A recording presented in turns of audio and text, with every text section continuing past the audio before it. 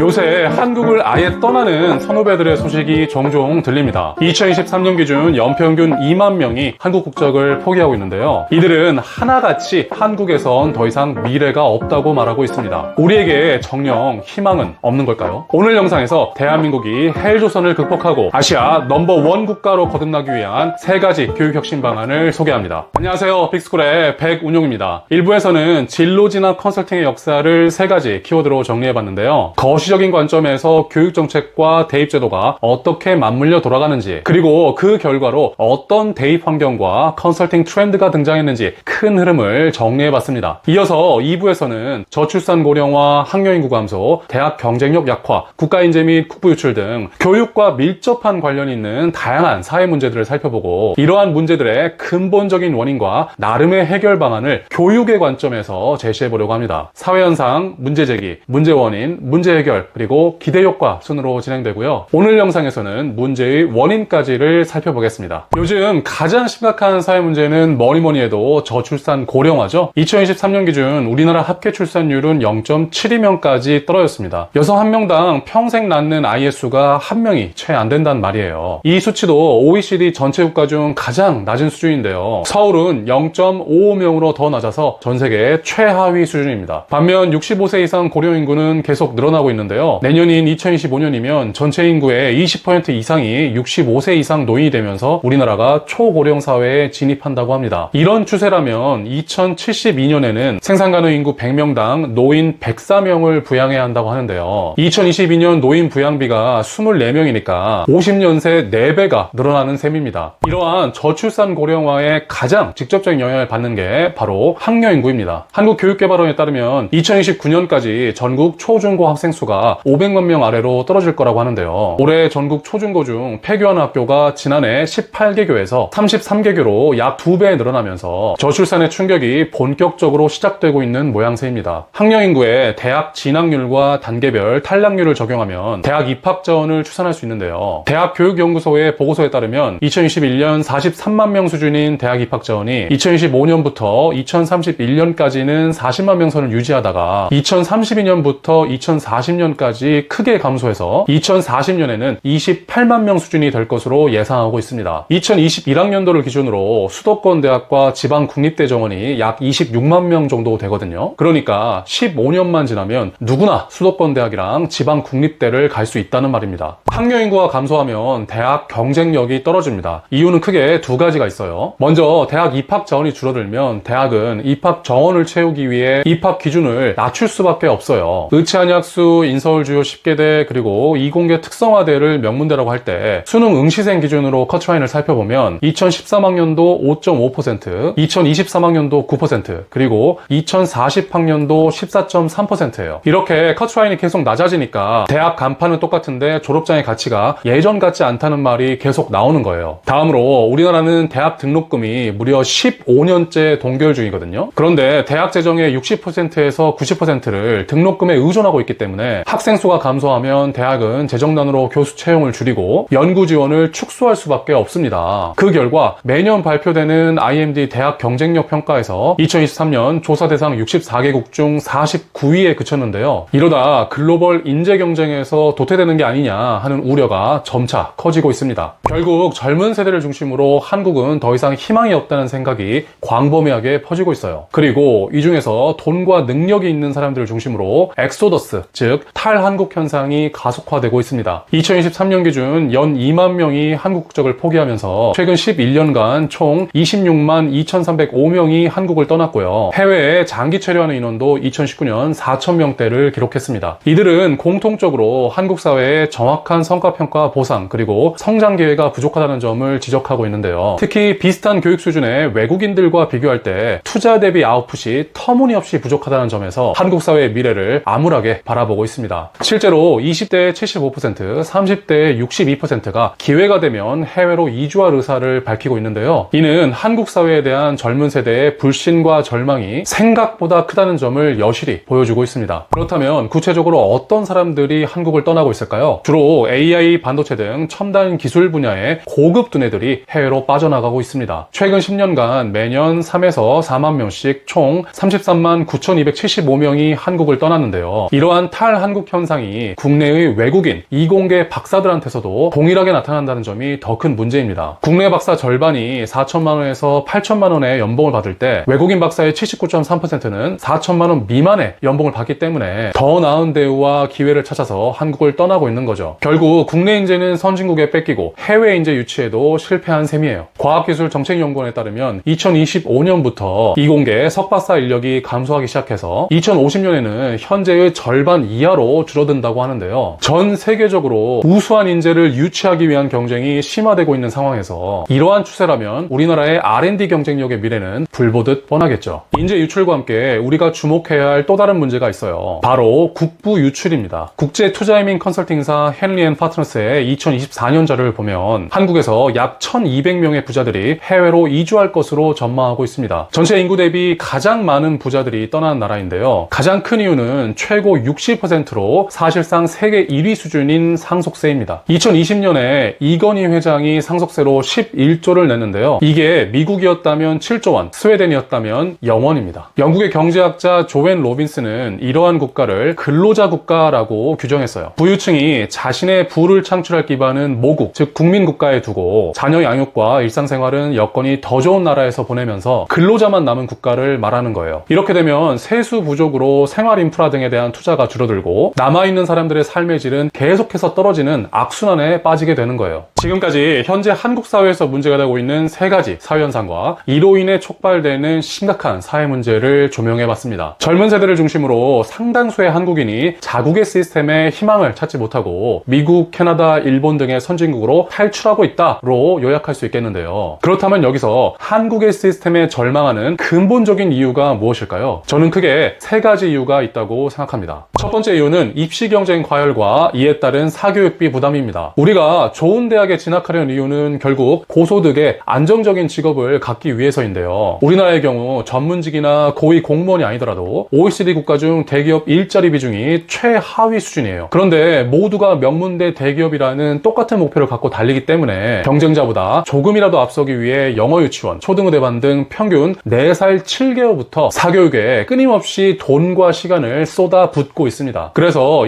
2023년에 사교육비 총액이 27조 원을 찍었고요. 2024년 기준 대학 졸업까지 자녀 1인당 필요한 양육비가 5억에서 6억 원으로 추산되고 있는데요. 입시 경쟁의 치열함이 이루 말할 수가 없을 정도입니다. 그러다 보니 2022년 기준 청소년 10만 명당 7.2명이 자살하면서 우리나라가 OECD 국가 중 청소년 자살률 1위라는 불명예를 안게 된 겁니다. 한국은행이 올해 8월 27일 발표한 입시 경쟁 과열로 인한 사회 문제와 대응 방안이라는 보고서도 이러한 문제의식의 연장선상에 있는 거예요. 핵심은 지역별 고3 학령 인구에 비례해서 스카이 신입생을 선발하는 지역별 비례 선발제를 실시하자는 건데요. 다양한 실증 연구를 근거로 상위권 대학 진학률 격차 중 무려 75%를 부모의 경제력 효과로 추정하면서 수도권 인구 집중, 서울 주택가격 상승 등 사회 문제들의 근본적인 원인이 입시 경쟁 과열에 있다고 분석했습니다. 또한 김성은 세종대 교수와 연민철 영국 사우샘프턴대 교수는 2021년 경제학 최고 저널인 아메리칸 이코노믹 리뷰에서 우리나라의 과잉 경쟁과 무리한 사교육비 지출이 출산율을 무려 28%나 감소시켰음을 밝혔습니다. 쉽게 말해서 현재 0.7 수준의 출산율이 1.0이 될 수 있었단 말인데요. 두 연구 모두 부모한테 자녀의 입시 경쟁과 사교육비 지출이 얼마나 부담스러운 것인지 여실히 보여주고 있습니다. 두 번째 원인은 부동산 가격 폭등입니다. 자식 교육을 걱정한다는 건 그래도 짝을 만나고 살 집을 구해서 애를 낳았단 말이잖아요. 그런데 지금의 2030은 집값 때문에 결혼을 꿈조차 꾸지 못하고 있습니다. 2019년 한국보건사연구원이 만 29세에서 39세 미혼 남녀 3,002명을 대상으로 진행한 설문조사에 따르면 10명 중 8명은 신혼집으로 아파트를 원하지만 이들 중 40%만 아파트를 구할 수 있다고 합니다. 이상과 현실의 괴리가 꽤 큰 거죠. 그러니 그러니까 20대의 32.7%, 30대의 33.7%가 주거 비용이 부담돼서 결혼을 못하고 있는 거예요. 결과적으로 2020년 기준 19세에서 34세 남성의 86.1%, 여성의 76.8%가 미혼이고요. 2030 남녀 모두 결혼에 대한 긍정적인 인식이 최대 30%까지 낮아졌습니다. 그러면 실제로 부동산 가격이 얼마나 상승했는지 살펴볼까요? 2022년 경실련에서 서울 시내 75개 30평형 아파트 12만 4천 세대의 시세를 분석했는데요. 분석 결과 2004년 1월 3억 4천만 원이었던 아파트 가격이 2022년 5월 12억 8천만 원으로 약 3.8배 상승했습니다. 앞선 새 정부에서 소폭의 상승과 하락이 반복되다가 문재인 정부에서 아파트 가격이 가파르게 상승한 걸 확인할 수 있죠. 여기에 서울 내에서도 갈수록 아파트 가격 양극화가 심해지고 있는데요. 서울 상위 20% 아파트 값은 평균 25억 7,759만 원이고 하위 20% 아파트 값의 평균은 4억 8,873만 원이에요. 부의 양극화가 자산의 양극화로 극명하게 드러나고 있는 거예요. 상황이 이렇다 보니 부모로부터 물려받지 않는 이상 젊은 세대가 결혼할 때 아파트를 사기는 쉽지 않고요. 대신 2024년 외국인 매수자 비중이 1.8%를 기록하면서 역대 최대의 외국인 부동산 쇼핑이 지속되고 있습니다. 세 번째 원인은 급증하는 국민연금 및 세금 부담입니다. 저출산 고령화를 막을 수 없고 2030 세대의 미혼율이 계속해서 늘어나고 젊은 세대의 탈한국 현상이 가속화되고 있는 상황에서 인구 감소는 피할 수 없는 확정된 미래가 됐습니다. 2022년 유엔에서 발표한 세계 인구 전망을 살펴보면 우리나라 인구는 2020년 5,844만 6,901명으로 최고점을 찍고 2037년까지 5천만 명을 유지하다가 이후 가파르게 감소할 예정인데요. 특히 생산 가능 인구가 급격히 줄어들면서 국민연금을 낼 사람은 없는데 받을 사람만 늘어날 전망입니다. 국민연금은 노년기 소득 단절의 위험에 대비하기 위해 젊을 때 돈을 내고 은퇴 후 그 돈을 돌려받는 사회 부양 제도예요. 현재 돈을 버는 회사원과 자영업자는 월급의 9%를 연금보험료로 내고 있는데요. 노인이 되면 월급의 40%를 연금으로 돌려받습니다. 전자를 보험료율이라고 하고 후자를 소득 대체율이라고 합니다. 월급이 100만 원이면 9만 원을 내고 나중에 40만 원을 받는 거죠. 그런데 낸 돈의 평균 2.2배를 더 많이 받게 되어 있어서 2055년이면 국민연금으로 모아둔 기금이 모두 소진될 예정입니다. 그래서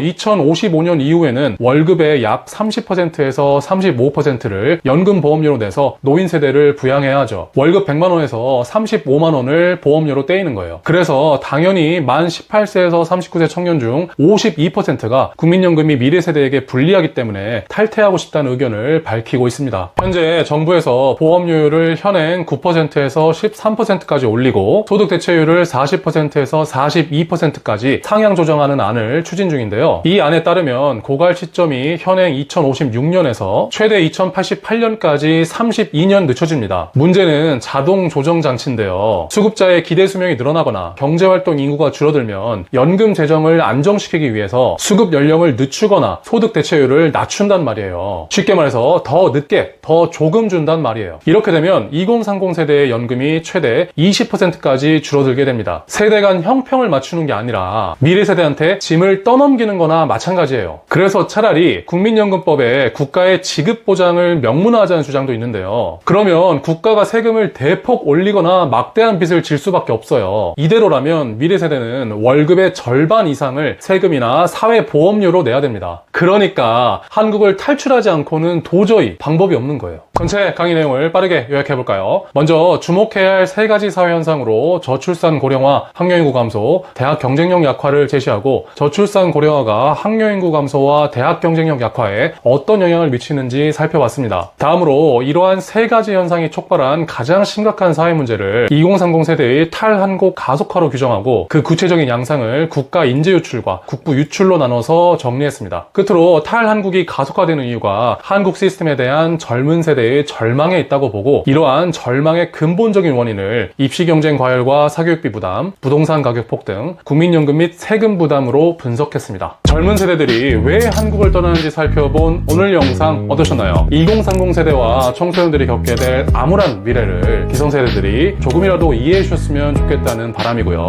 국민연금과 세금을 비롯해 대학 입시, 취업, 결혼, 부동산, 자녀교육, 그리고 이민 정책까지 지속 가능한 대한민국을 만들기 위해서는 젊은 세대를 중심으로 한 개선과 개혁이 필수적이라는 점을 강조하고 싶습니다. 젊은 세대가 자기 삶을 살 수 없는 나라를 만든다면 기성세대의 미래도 결코 밝지만은 않을 테니까요. 하지만 그럼에도 불구하고 우리는 계속 앞으로 나아가야 하죠. 다음 영상에서는 이러한 암울한 현실을 해결하기 위한 3가지 교육혁신 방법을 소개해드리겠습니다. 위기는 곧 기회라고 20년 그리고 30년 후에 대한민국이 교육혁신을 통해서 아시아 넘버원 국가로 거듭날지 누가 알겠습니까? 많이 기대해 주시고요. 오늘 영상에 대한 의견이나 궁금한 내용이 있으시면 댓글로 남겨주세요. 좋아요와 구독도 꼭 부탁드릴게요. 그럼 인사드리겠습니다. 백운용의 자기실현 감사합니다.